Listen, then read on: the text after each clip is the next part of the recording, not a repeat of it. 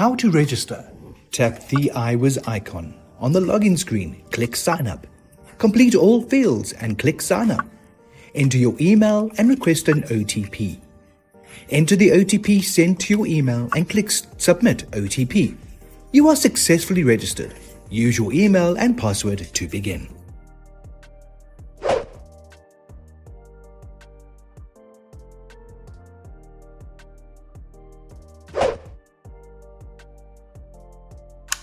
You've created your account details. So now, please fill in your account details here. Once you've done that, you will then be greeted by your grades home page.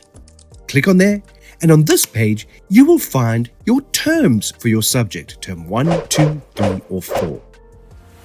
Click on your subject or your term, and you will then find yourself in your subject content page. iWiz provides with all sorts of support like ebooks, workbooks,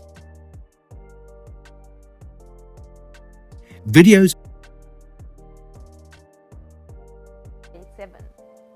This is your introductory video, and during this year we're going to be looking at your economy and quizzes, and you can even check your feedback from the quiz you attempted. So there are answers available to check how well you are actually doing.